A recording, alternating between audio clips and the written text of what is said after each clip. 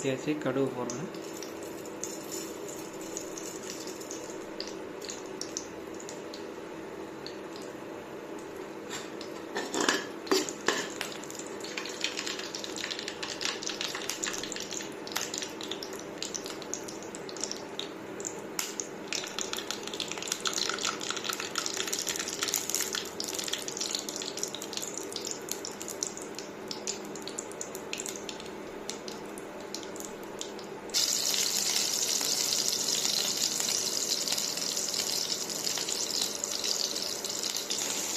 வெங்காயம் கத்திரிக்காய் ரெண்டுத்தையும் ஒன்றா போட்டு வதக்க வேண்டியதான். ஒரு 10 நிமிஷம்.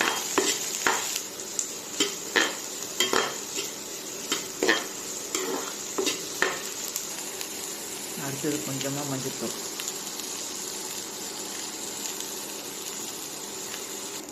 அடுத்து தக்காளி. ஒரு தக்காளி போட்டால் பார்த்துக்கோங்க.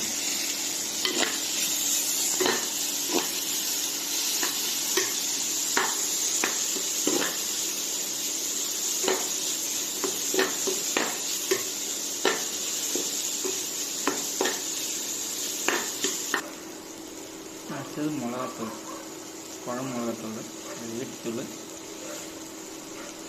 வீட்டில் அரைச்சது வந்தது. இது ஒரு 2 நிமிஷம் செஞ்சவுடனே முட்டை அடுத்து உடச்சி எடுத்துக்கலாம். முட்டை 2 முட்டை உடச்சி ஊற்றியாச்சு. அதுக்கு தேவையான உப்பு லைட்டாக தூக்கிட்டுப்போம். கொஞ்சோண்டு தண்ணி ஊற்றிக்கலாம்.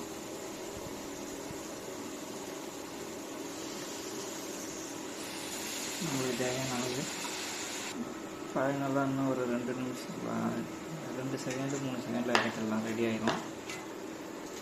ஃபைனலி ரெடி ஆகிடுச்சு. இதுக்கு பேர் என்னன்னு செஞ்சால் கமெண்ட் பண்ணுங்கள். எனக்கு தெரிஞ்சதை வச்சு நான் செஞ்சுருக்கேன். இது தோசைக்கு தொட்டுக்கிறதுக்காக.